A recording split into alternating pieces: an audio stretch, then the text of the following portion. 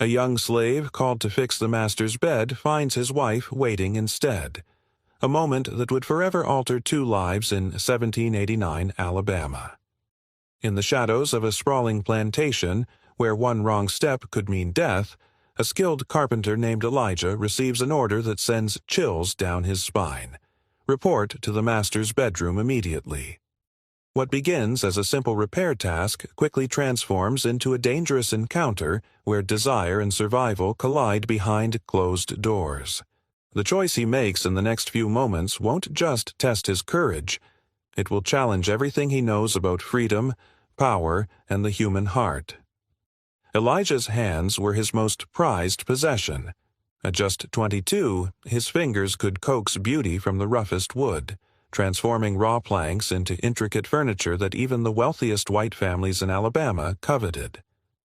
Master William Bradford boasted about his special Negro with unusual pride, though never within earshot of Elijah himself.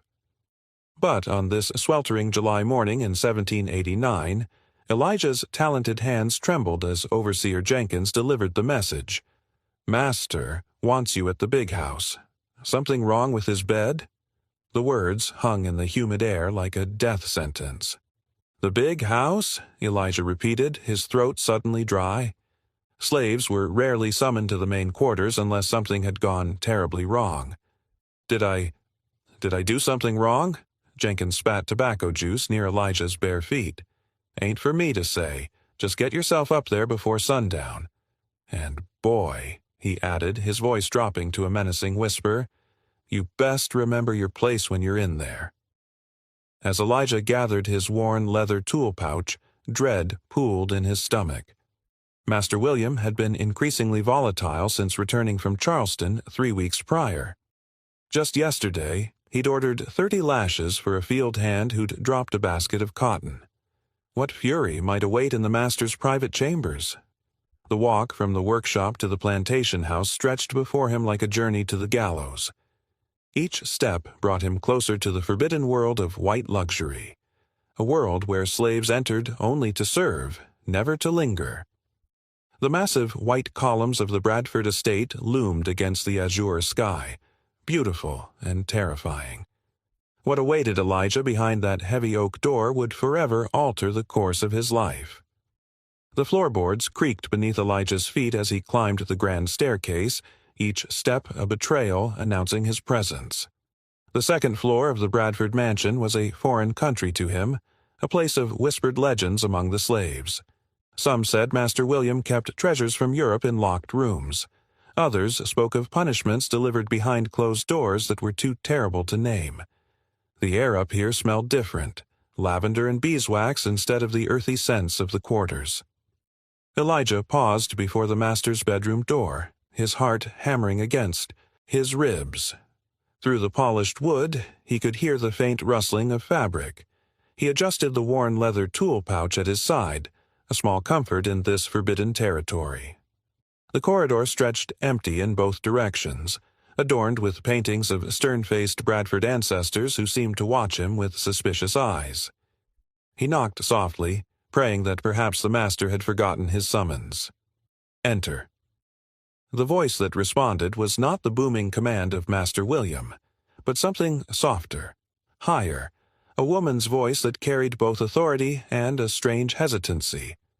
Elijah hesitated, certain he had come to the wrong room. But Jenkins had been clear, his instructions punctuated by that tobacco-stained smirk that always preceded trouble. With trembling fingers he turned the brass doorknob and stepped inside, keeping his eyes fixed on the gleaming hardwood floor. The bedroom was cavernous, dominated by an enormous four-poster bed draped in rich burgundy fabric imported from France. Elijah knew because he'd heard Master William boasting about it to dinner guests. Sunlight streamed through tall windows, illuminating dust motes that danced in the air. The walls were papered in a pattern of blue flowers that had cost more than what most slaves would earn in several lifetimes, if they were ever paid at all. But it wasn't the opulence that froze Elijah in place. It was the figure seated at the vanity table. Elizabeth Bradford turned to face him, her golden hair loose around her shoulders instead of pinned up in her usual severe style. At 25, she was nearly 2 decades younger than her husband, a bride imported from Boston to secure business connections. The gossip among the house slaves was that she had traded a life of urban comfort for rural isolation, all to escape financial ruin after her father's shipping business collapsed. Her blue eyes met Elijah's, and something in them made him immediately lower his gaze to the Persian carpet. "You're the carpenter," she said. Not a question. Her voice carried the refined tones of Northern education, each syllable precisely formed. "Yes, ma'am. I was told Master William needed his bed fixed." Elijah kept his eyes downcast, as he'd been taught since childhood. Looking directly at a white woman could be a death sentence. His grandmother's warnings echoed in his mind. "Keep your eyes low, your voice soft, and your thoughts hidden." "My husband is in Mobile until tomorrow," Elizabeth said, rising from her seat.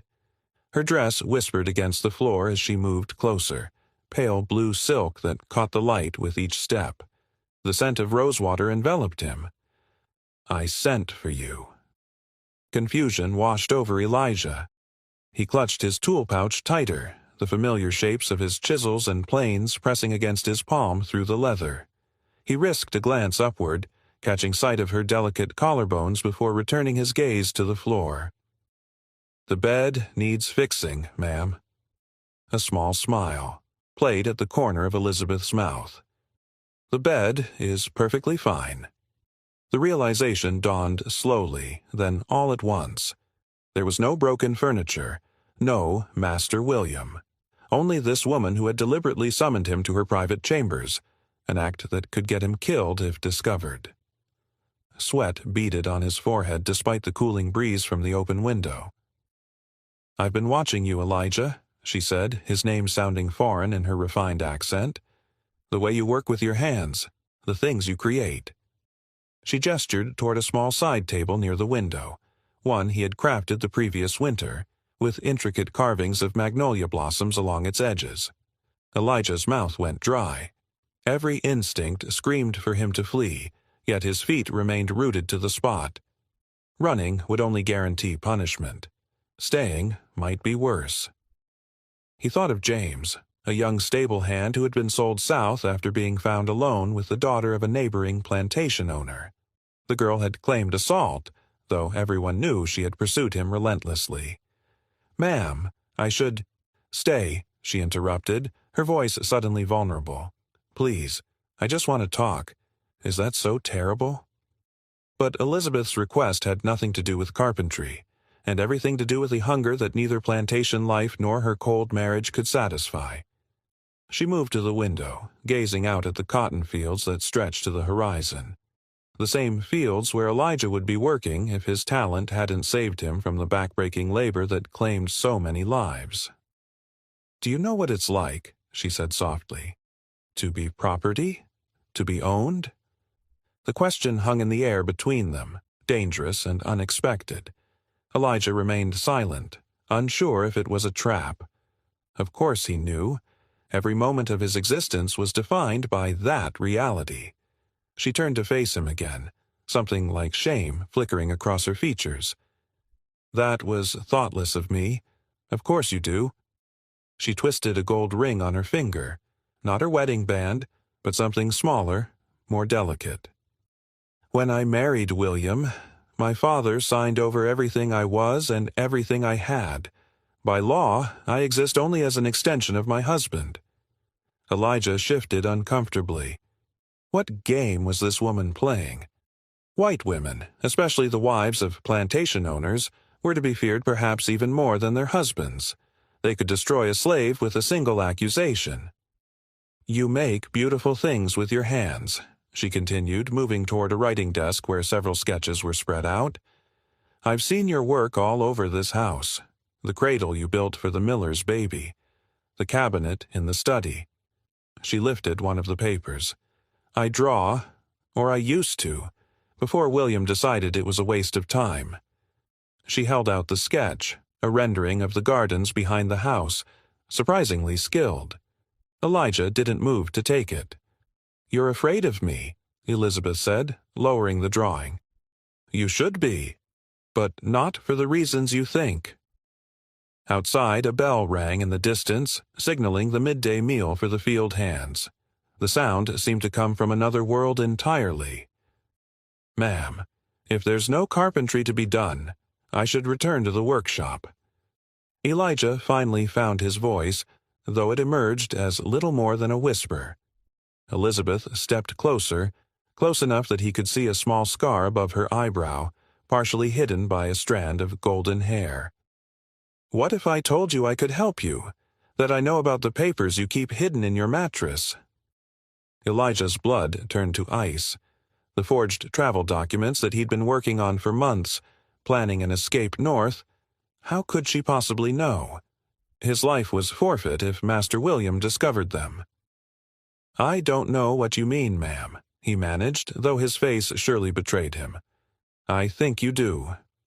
Her voice dropped lower. "And I think we might be able to help each other."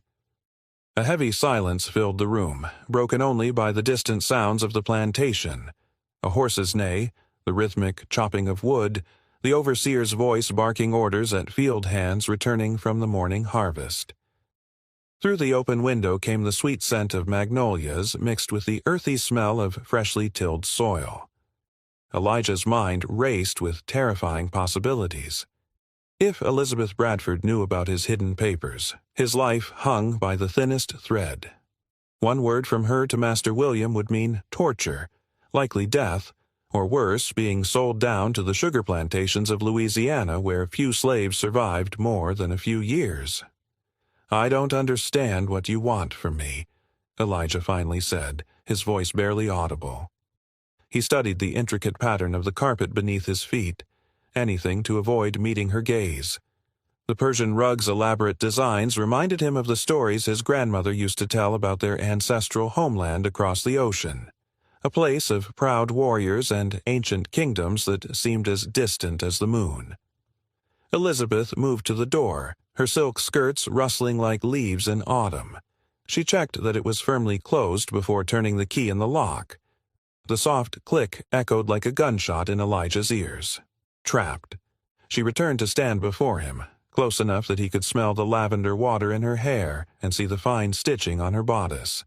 Work likely done by Betsy, the elderly seamstress who had taught Elijah his first lessons in craftsmanship when he was just a boy. "Look at me," she commanded, her Boston accent making the words sound almost musical despite their weight. Years of survival instinct warred with her direct order. Every lesson beaten into him since childhood screamed danger. Slowly, painfully, he raised his eyes to meet hers. What he saw there wasn't the contempt or cruel amusement he expected, but something far more dangerous. Desperation tinged with a fierce intelligence that reminded him of a cornered fox. "My husband beats me," she said plainly, as if commenting on the weather. "Not often enough to leave visible marks when we have company, but regularly enough that I've learned to predict it like the changing seasons. He has a particular fondness for using the backs of brushes, the silver ones in his dressing case. They leave fewer marks than his hands." Elijah remained silent, his face carefully blank despite the churning in his stomach. The suffering of white women, even at the hands of their husbands, was not something slaves were permitted to acknowledge. Any expression of sympathy could be misconstrued as familiarity. A deadly mistake. He'd seen a house servant whipped for offering a handkerchief to a crying white woman without being asked. Elizabeth turned slightly, her fingers moving to the buttons at the back of her dress. Before Elijah could avert his eyes, she had pulled the fabric down just enough to reveal her shoulder blade. A yellowing bruise spread across her pale skin, fading at the edges but still clearly the imprint of a hand. Beneath it, older marks told a story of routine violence. "Last week," she explained, readjusting her dress with practiced movements, "I spoke during dinner with the Reverend Caldwell. I suggested that his interpretation of Corinthians was perhaps too literal." A bitter smile crossed her lips. "William said I embarrassed him with my woman's foolishness." Her voice remained steady, but her fingers trembled as they worked the buttons. "The week before, I ordered coffee beans without consulting him first. The month before that, he found a book of poetry under my mattress. Wordsworth, nothing scandalous. He burned it page by page while I watched." She moved to the writing desk and opened a small drawer, removing a folded piece of paper yellowed with age. The desk itself was Elijah's work from 2 summers ago, its curved legs and inlaid top representing weeks of careful craftsmanship. "I want to leave this place as badly as you do, Elijah, and I believe we can help each other." She ran her finger along the edge of the paper, her wedding ring catching the light. "My father sold me into this marriage to save himself from debtor's prison. I had my first miscarriage 3 months after arriving here. William was disappointed but not surprised. He told me he expected as much from weak northern stock." The proposition hung in the air between them, unspoken but unmistakable. Elijah had heard rumors of such arrangements, whispered stories of white women and slave men forming desperate alliances to escape the South. Those stories never ended well. Most concluded with public hangings, the woman branded a race traitor, the man tortured as an example. "Mrs. Bradford," he began carefully, measuring each word as precisely as he measured wood before cutting. "Whatever you're suggesting—" "I have money," she interrupted, unfolding the paper. "Not much. William controls everything. But I've been saving for 3 years. Small amounts he wouldn't notice missing. $1 here and there from household accounts, coins I claimed were spent on ribbons and face powder." She held out the paper. A map, Elijah realized, with spidery handwriting in the margins. "And I have this. Routes north, contacts who might help. My father's business partner in Philadelphia was an abolitionist. He would help us if we could reach him. His name is Jeremiah Holcomb, and he once promised my father he would look after me if I ever needed assistance." Us. The word landed like a physical blow. Elijah took an involuntary step backward, his heel catching on the edge of the carpet. The room suddenly felt too small, the air too thick to breathe properly. "You can't be serious," he whispered, forgetting himself in his shock. "If we were caught—" "If you're caught alone, you'll be killed," Elizabeth said bluntly, her blue eyes hard as river stones. "If we're caught together, we'll both be killed. But a white woman traveling with her slave raises fewer questions. Widows do it all the time. We would have a better chance together than either of us would alone." She folded her arms across her chest. "And I know you've been planning something. The way you've been collecting information, saving scraps of newspaper, studying the stars at night when you think no one is watching." Outside, clouds passed over the sun, casting the room in momentary shadow. A mockingbird called from the oak tree beyond the window, its song a complex melody that seemed to mock the tension in the room. Elijah thought of his mother, sold away when he was 9 years old, her final words to him, "Look for me in the North Star." Of his friend Samuel, who had attempted escape last year and been returned with 1 foot amputated as punishment and warning, he still dragged himself around the plantation, a living reminder of the price of freedom, of the taste of liberty that haunted his dreams, as tangible as the wood he shaped with his hands. "Why would you trust me?" he asked, finally meeting her gaze directly. The boldness of the action still felt dangerous, unnatural. "And why should I trust you? Your kind has never given mine reason for trust." Elizabeth's composed facade cracked slightly, revealing something raw beneath, a flash of anger, quickly suppressed. "My kind? You think I don't know what I am? What I represent?" She moved to the dressing table and picked up a silver hand mirror, studying her reflection with evident distaste.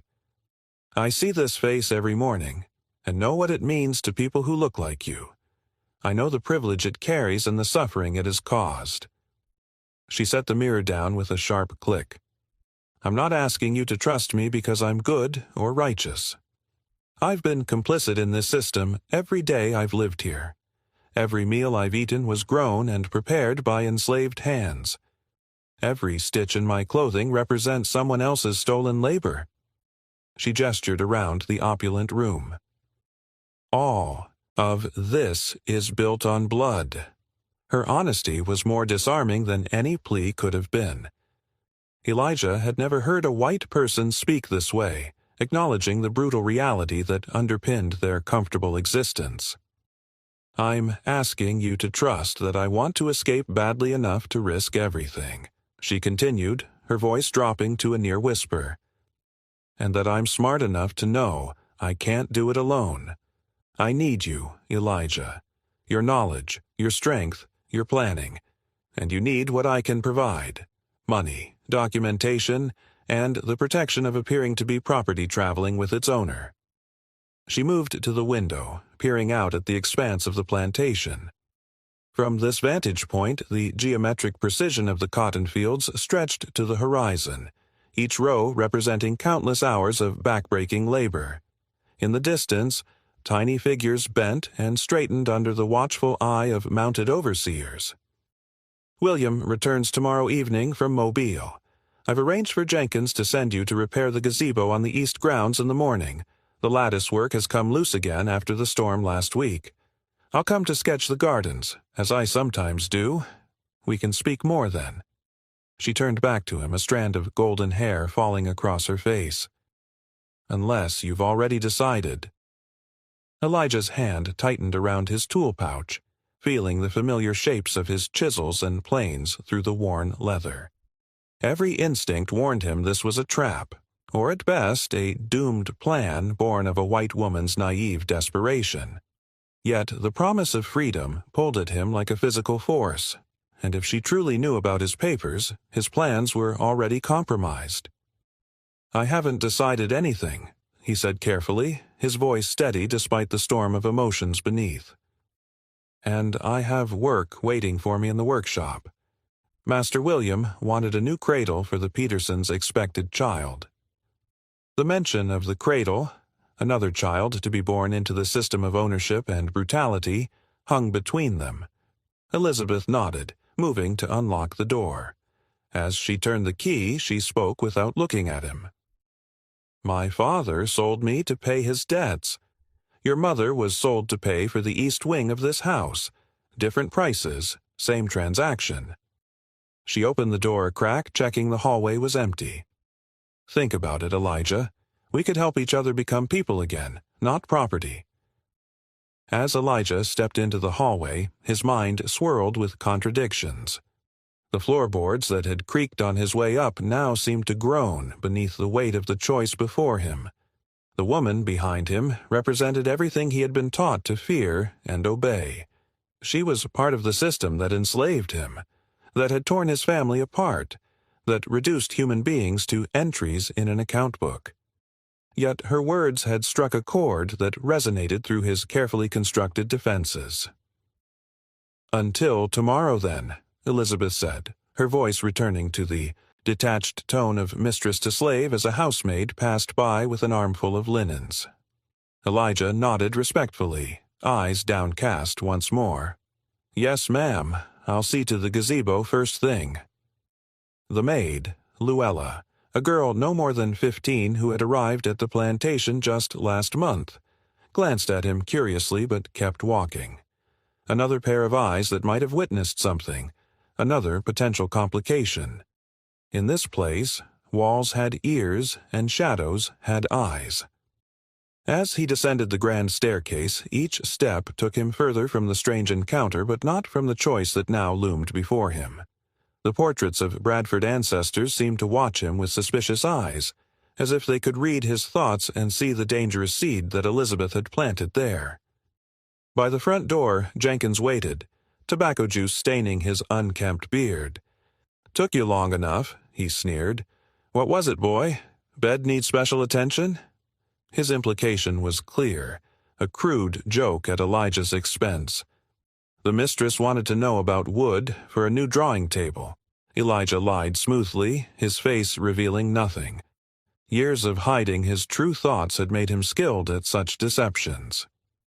"She's interested in mahogany, but I suggested maple would be more suitable."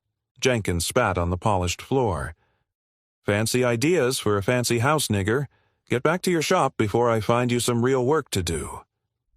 The workshop awaited him, the familiar sense of sawdust and varnish offering temporary comfort. Elijah's private kingdom of creation, where his skill earned him rare privileges, a separate sleeping space attached to the shop, extra food, and most importantly, less scrutiny than the field hands endured. As he picked up his tools and began working on the Peterson cradle, his hands moved automatically while his mind raced. Elizabeth Bradford knew about his escape plans. That fact alone changed everything. But her proposition presented possibilities he had never considered, and dangers beyond imagining. A white woman and a black man fleeing together would scandalize even the northern states. If they were caught, the punishment would be spectacular and public. Yet, as the sun began to set, casting long shadows through the workshop windows, Elijah found himself considering angles and approaches, just as he did when planning a difficult piece of furniture. The money she mentioned could purchase better forged papers.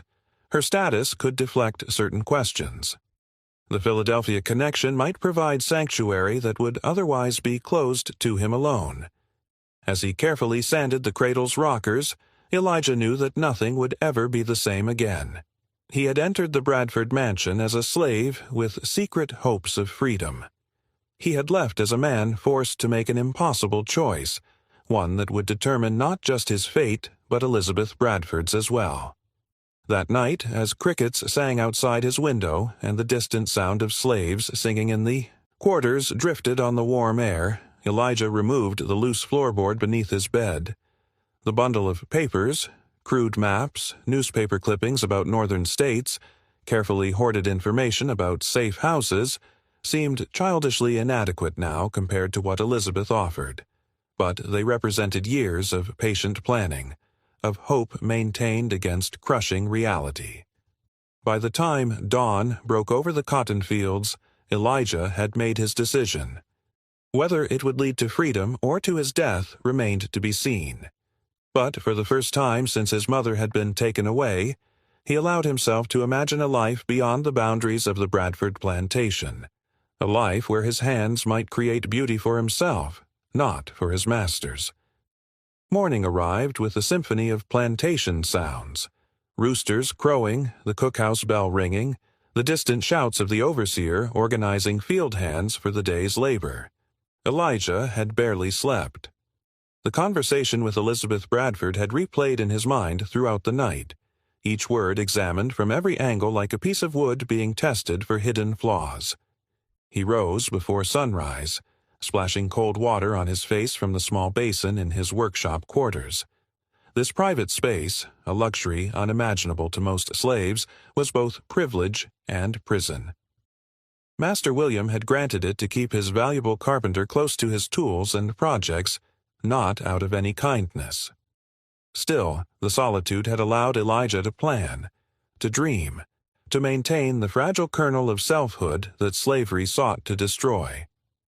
As he dressed in the rough cotton shirt and trousers that marked his status, Elijah's fingers brushed against the small wooden pendant hidden beneath his clothes. Carved from persimmon wood, it was the only thing he had left of his mother, a stylized bird in flight that she had pressed into his palm the day they were separated. "This is you," she had whispered. "Never forget."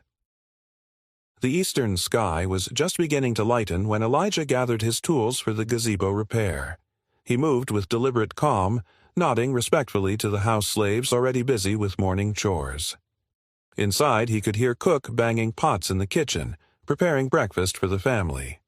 The daily machinery of plantation life continued its relentless rhythm, indifferent to the turmoil in his heart. The gazebo stood at the far edge of the formal gardens, a white-painted folly surrounded by carefully tended rose bushes and ornamental shrubs. From this vantage point, one could see the beauty of Bradford Plantation without its ugliness, the manicured lawns and stately house presenting a vision of Southern gentility that deliberately obscured the suffering that maintained it. Elijah set down his tool pouch and examined the lattice work that needed repair. The damage was minor, a few loose joints, nothing structural. He could have fixed it in an hour, but he deliberately worked slowly, stretching the task. If Elizabeth kept her word, she would come. If not... He pushed the thought away, focusing on the familiar comfort of wood beneath his hands. The sun had climbed halfway to its zenith when he heard the crunch of footsteps on the gravel path.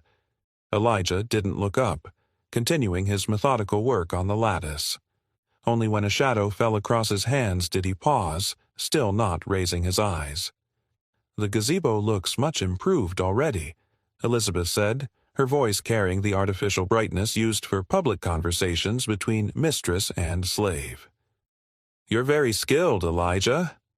"Thank you, ma'am," he responded, matching her tone. "Should be finished before midday." From the corner of his eye, he could see her white muslin dress and the drawing portfolio she carried. She moved to the bench inside the gazebo, arranging her skirts as she sat down. "I think I'll sketch the rose garden this morning. The light is particularly favorable." Elijah continued working, aware that they might be observed from the house. Several minutes passed in silence, save for the scratch of her charcoal on paper and the soft tap of his hammer. A mockingbird called from a nearby magnolia tree, its varied song a counterpoint to the tension between them. "I've made my decision," Elizabeth said finally, her voice barely audible above the rustling leaves. She didn't look up from her sketching. Elijah's hands stilled momentarily before resuming their work. "As have I, ma'am." More silence. The distant dinner bell rang for the field hands' midday meal. From this distance they looked like dark specks moving against the green and white of the cotton fields. "I leave for my sister's home in Savannah next week," Elizabeth said, turning a page in her sketchbook. "William has business that will keep him here. He's agreed I can take one house slave with me for the journey." She glanced up, meeting his eyes briefly. "I've requested you." Elijah's heart quickened. "Me, ma'am? I'm not a house slave." "I explained that I want new bookshelves built in my sister's parlor. A wedding gift." Her voice remained casual, but her fingers gripped the charcoal too tightly. "My husband agreed it was a sensible use of resources." The implications were clear. Savannah was a port city. From there, ships sailed to northern harbors daily. It was a more promising starting point than the rural isolation of Bradford Plantation. "I see," Elijah said carefully. "That's very thoughtful of you, ma'am." Elizabeth set aside her sketchbook and stood, moving to examine the roses as if that had been her purpose all along. "We'll travel by carriage to Mobile, then take the steamer to Savannah. It's a 3-day journey." She plucked a white rose, twirling it between her fingers. "I've already written to my sister. Everything is arranged." Elijah drove a nail into the lattice with more force than necessary, the sharp crack punctuating the moment. This was no longer theoretical. Elizabeth Bradford had set events in motion that couldn't be easily undone. "And if I had decided differently?" he asked, the question dangerously direct. A shadow crossed her face. "Then I would make the journey alone, and you would remain here with your secrets." She let the rose fall to the ground. "But I don't think that's what you want, is it?"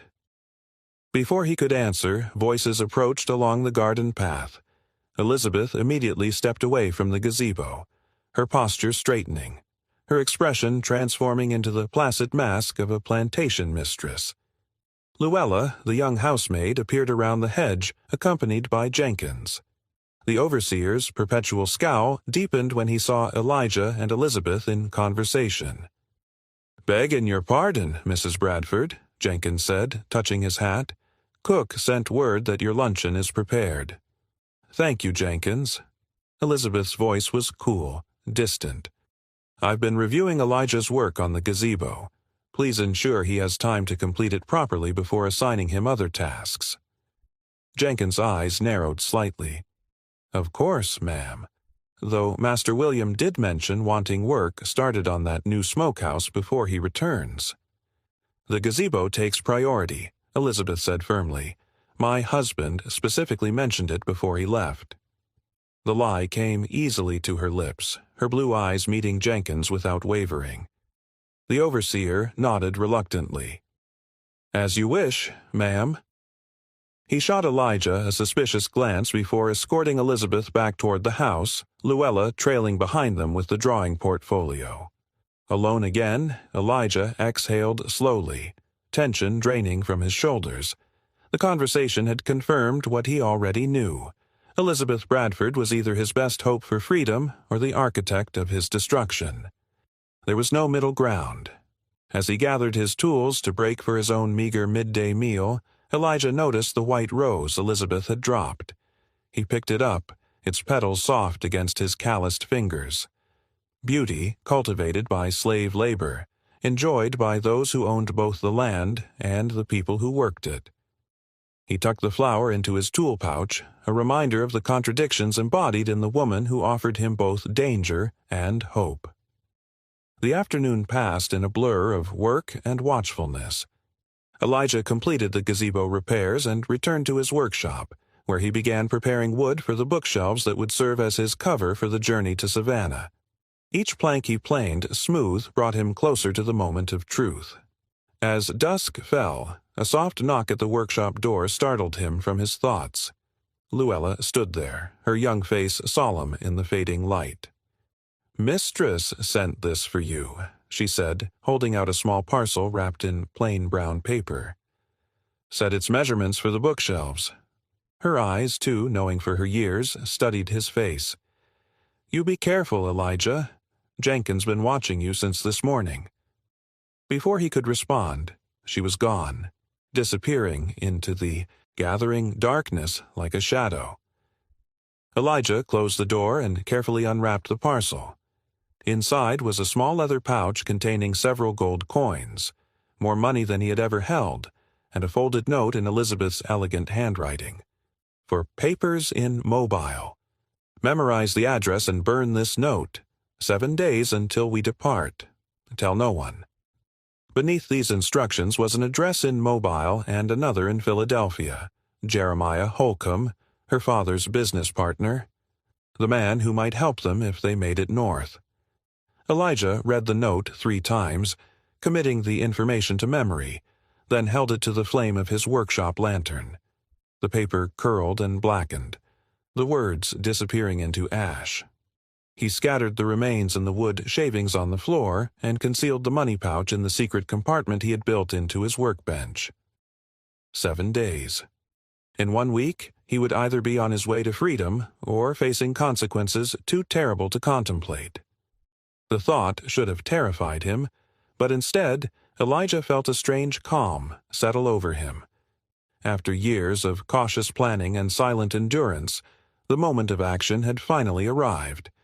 That night, as he lay on his narrow cot, Elijah's hand closed around the wooden bird pendant his mother had given him. "This is you," she had said, "a bird in flight. Perhaps, at last, it was time to spread his wings." Outside, the night sounds of the plantation continued. The distant singing from the slave quarters, the occasional barking of the guard dogs, the whisper of wind through cotton plants heavy with bolls nearly ready for harvest. Bradford Plantation slept, unaware that beneath its seemingly unchangeable routines, the seeds of rebellion had taken root. In 7 days, Elijah would leave this place, one way or another. With Elizabeth Bradford as his unlikely ally, he would risk everything for the promise of freedom. Whether that promise would be fulfilled or broken remained to be seen, but the decision had been made. There was no turning back now. The 7 days that followed passed with excruciating slowness, each hour weighted with anticipation and fear. Elijah moved through his tasks with mechanical precision, his hands working while his mind constantly calculated risks and possibilities. The bookshelves for Elizabeth's fictional gift took shape in his workshop, a genuine commission that would withstand scrutiny if questioned. He crafted them with the same care he devoted to all his work, though they might never reach their supposed destination. On the 3rd day, Master William returned from Mobile. Elijah glimpsed him from a distance, dismounting from his horse with the stiff formality that characterized the plantation owner. Tall and lean, with a graying beard and cold eyes, William Bradford embodied the Southern aristocracy's conviction of its own superiority. He had inherited the plantation from his father and expected to pass it to his son someday, a son that Elizabeth had thus far failed to provide. That evening, raised voices echoed from the main house. The slaves moved quietly, eyes downcast, pretending not to hear the sounds of marital discord. When Elijah delivered a repaired chair to the kitchen the following morning, he noticed Cook's tight expression as she applied a salve to Elizabeth's wrist, an injury explained away as a fall on the stairs. "Mistress is still going to Savannah," Cook whispered when they were momentarily alone. "Master tried to forbid it, but her sister's expecting a child. He couldn't refuse without causing talk." Elijah nodded, keeping his face carefully neutral despite the relief that flooded through him.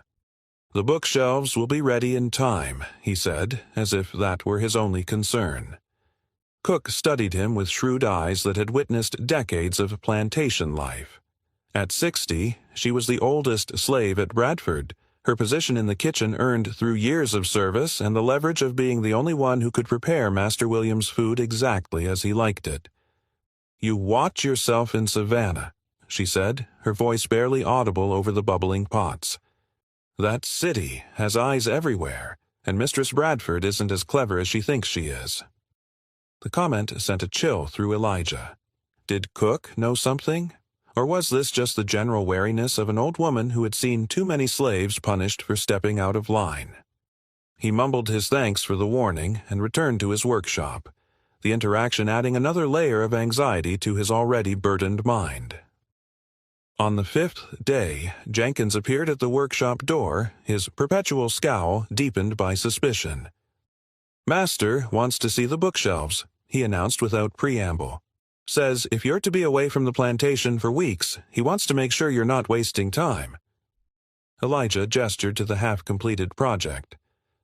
"Still working on the inlay, but the main structure is sound. He's welcome to inspect it." Jenkins circled the workbench, poking at the wood with dirty fingers. "Mighty fine work for a wedding gift. Almost seems a waste to send good craftsmanship like this off the plantation." His eyes narrowed. "You seem mighty pleased about this trip, boy."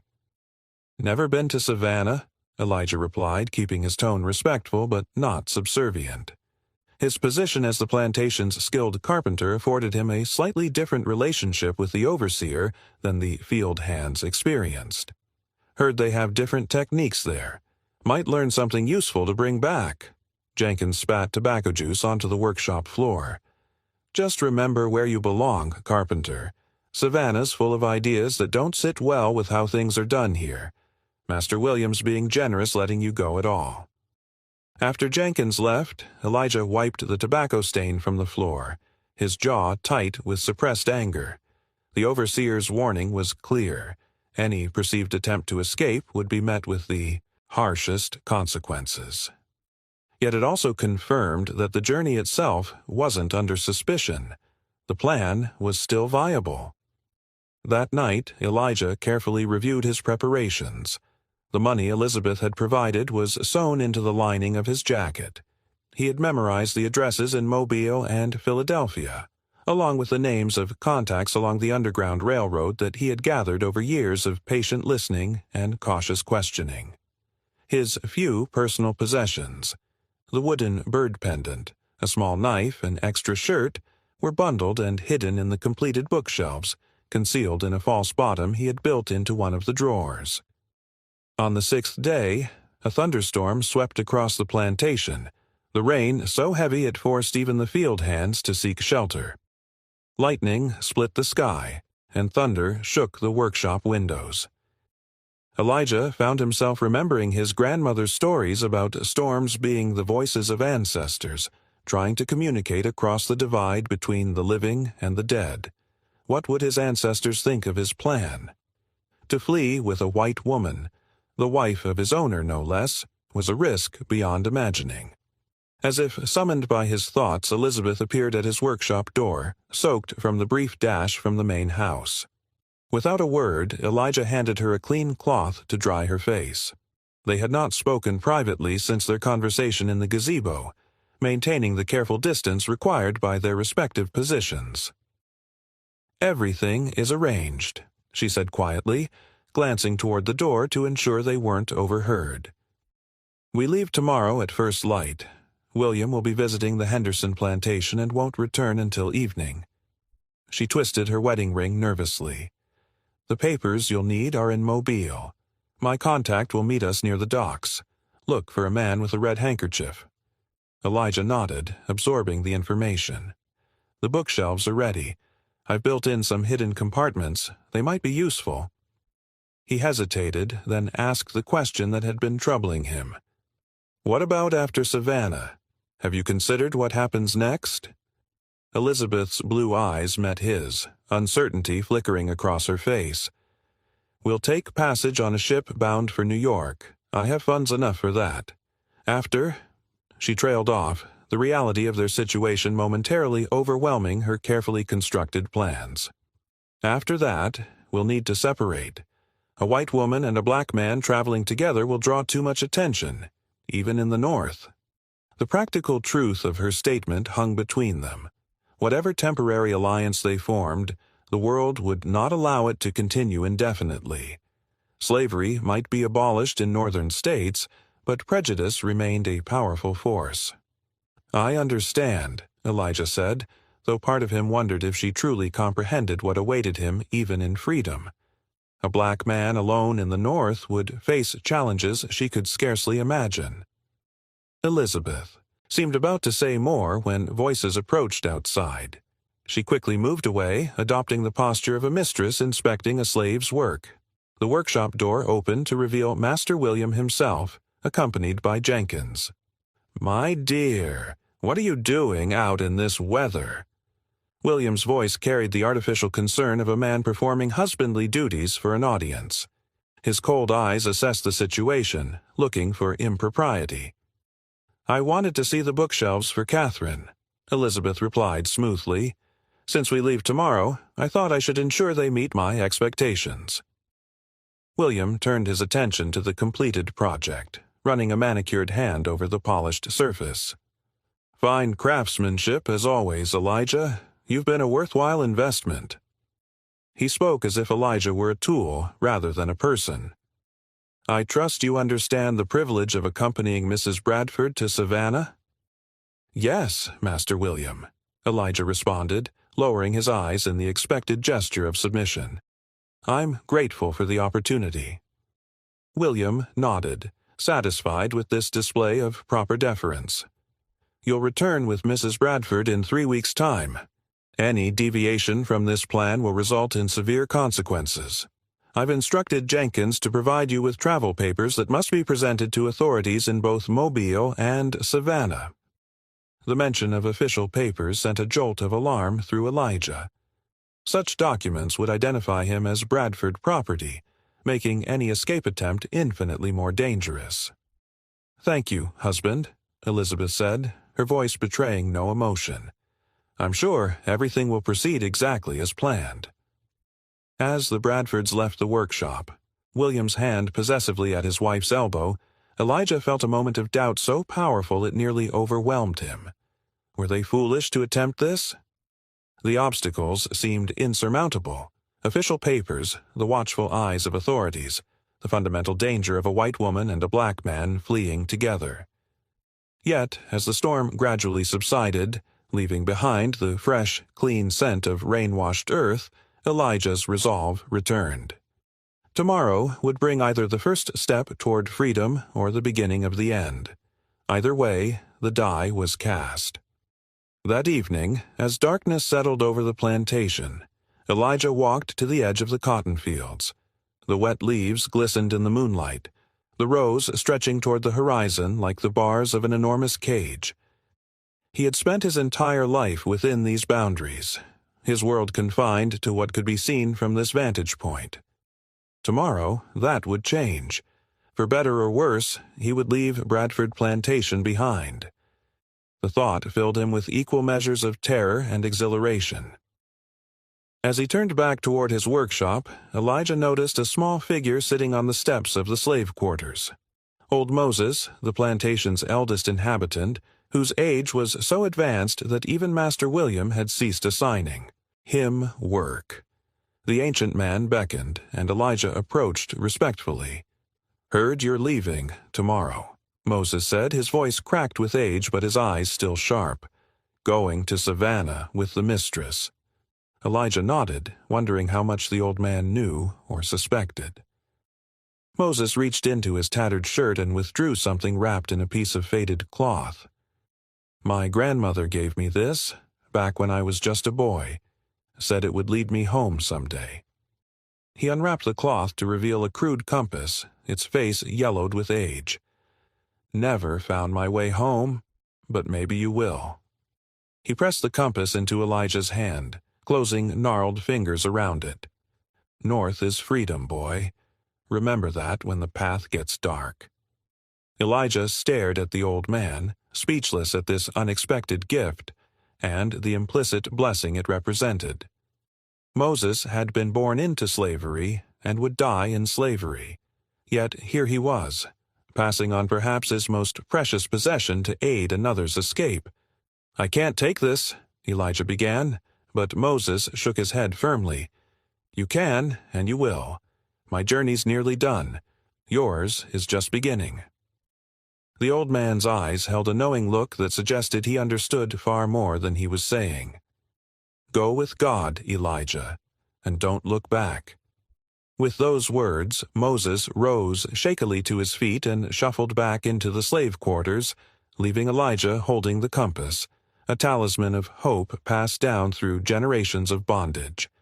That night, as Elijah made his final preparations, the compass lay on his workbench, its needle pointing steadily northward.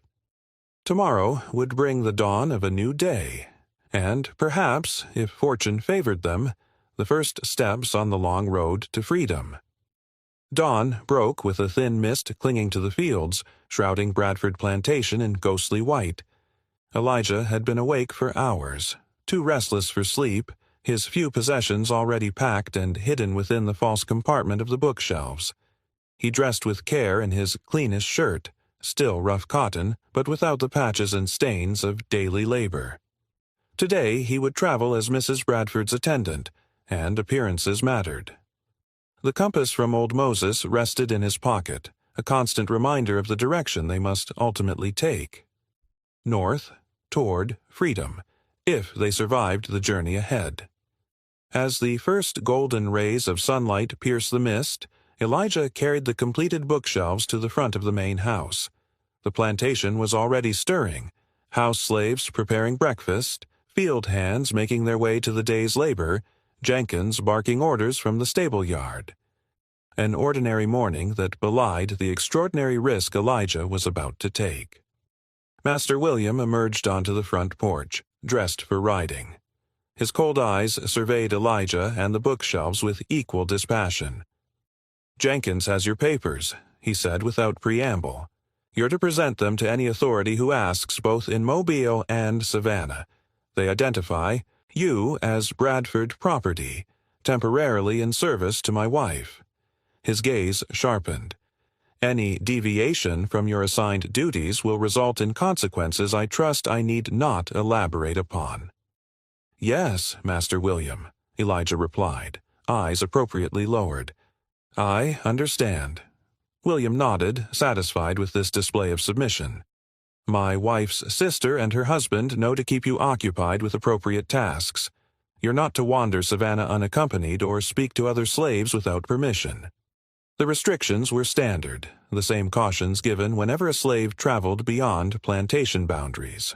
That William felt the need to reiterate them suggested no special suspicion, merely the habitual assertion of control. "The carriage is prepared, sir," Jenkins announced, approaching with a leather portfolio, "and these are the travel documents you requested." William took the portfolio and extracted several papers, handing one to Elijah. The document was official-looking, bearing the Bradford seal and describing Elijah in the impersonal terms of property, height, approximate age, skills, and value. The sight of his life reduced to these few lines made Elijah's stomach clench, but he carefully folded the paper and tucked it into his jacket. The front door opened, and Elizabeth appeared, dressed in a traveling outfit of deep blue. Her face was composed, betraying nothing of the momentous nature of their departure. Behind her, Luella carried a small trunk. "I trust everything is in order," Elizabeth said, her voice cool and detached. "The bookshelves appear satisfactory." "Indeed," William replied. "I've just reminded Elijah of his responsibilities during this journey." Elizabeth nodded, her gaze not quite meeting her husband's. "Catherine will be pleased with the gift. Her letter mentioned how bare the parlor looks in their new home." The mundane conversation continued as the trunk was secured to the carriage and final preparations were made. Elijah loaded the bookshelves carefully, ensuring the hidden compartment remained undisturbed. Throughout, he maintained the invisible presence expected of a slave, there but not there, seen but not acknowledged. Finally, the moment of departure arrived. William assisted Elizabeth into the carriage with formal courtesy rather than affection.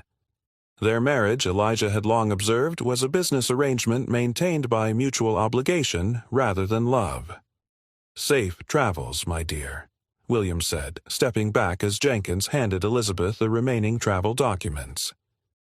"Give my regards to Catherine and Edward."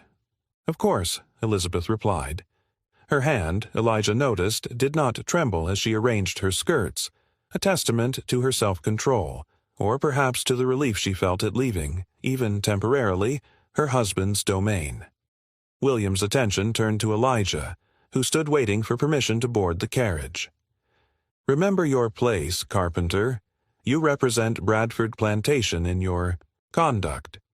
"Yes, Master William," Elijah said, the words bitter on his tongue.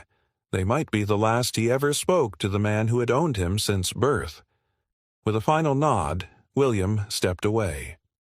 Jenkins signaled to the driver, a free black man named Samuel who regularly transported goods between the plantation and Mobile, and the carriage lurched forward. Elijah sat in the rear-facing seat opposite Elizabeth, maintaining the proper distance between mistress and slave. As the carriage rolled down the long drive, he resisted the urge to look back at the only home he had ever known.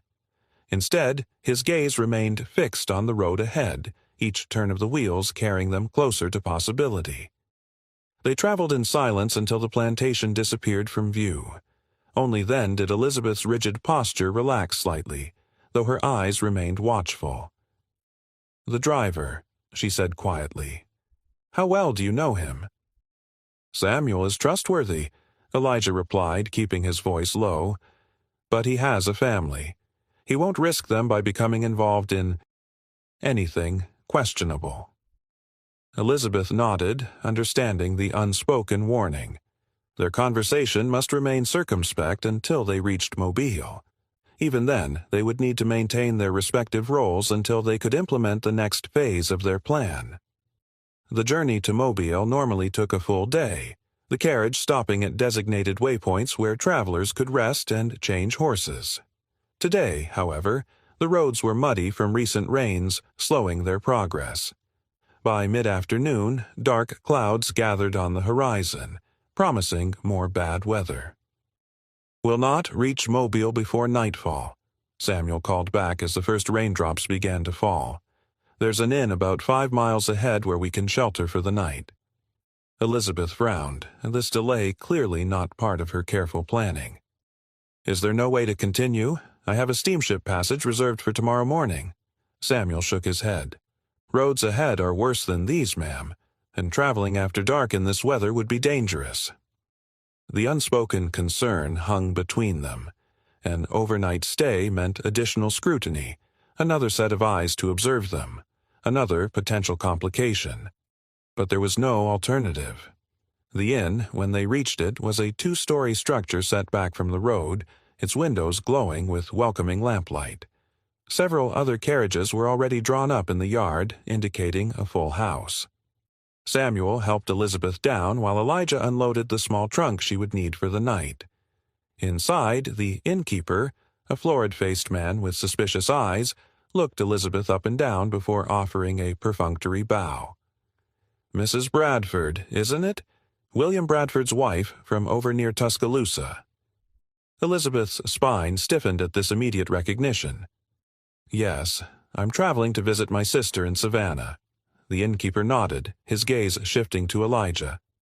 "And this is your—" "My husband's. Carpenter," Elizabeth supplied smoothly. "He's delivering a commissioned piece to my sister's home." The explanation seemed to satisfy the innkeeper, who assigned Elizabeth a small but clean room on the second floor. Elijah, as expected, would sleep in the stables with Samuel and the other black travelers, both free and enslaved. "Your papers," the innkeeper said, holding out his hand to Elijah. The request was standard practice in the South, where any black person traveling without proper documentation could be arrested as a runaway. Elijah produced the document William had given him, his heart racing despite the legitimacy of his presence. The innkeeper scrutinized it carefully before returning it with a grunt.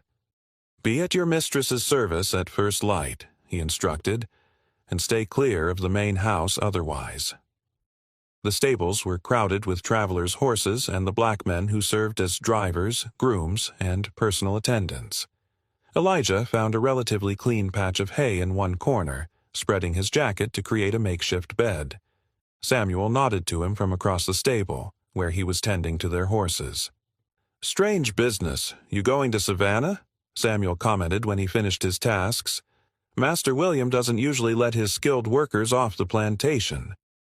Elijah shrugged, maintaining the casual demeanor of a slave pleased with a temporary change in circumstances rather than one planning permanent escape. "Mistress's sister wanted bookshelves. Master William wants to keep his in-laws happy." Samuel accepted this explanation with a nod. "Mobile's busy this time of year. Ships coming and going daily. You ever been?" "Once. Years ago," Elijah replied, recognizing the question as both friendly conversation and gentle probing. Samuel, like most free blacks in the South, survived by being cautious about the company he kept. Association with a runaway could cost him his freedom papers and livelihood. "Stay close to Mrs. Bradford when you're there," Samuel advised. "Port authorities are watching for runners. 3 caught last week trying to stow away on a northern vessel." The warning sent a chill through Elijah. Was it merely friendly advice, or did Samuel suspect something? He mumbled his thanks for the information and turned the conversation to safer topics: the weather, the condition of the roads ahead, the quality of the inn's stables compared to others on the route. As night fell and the stable grew quiet, Elijah lay awake, listening to the rain pattering on the roof and the occasional snores of his temporary companions. Tomorrow they would reach Mobile, where Elizabeth's contact would provide the papers he needed to travel as a free man.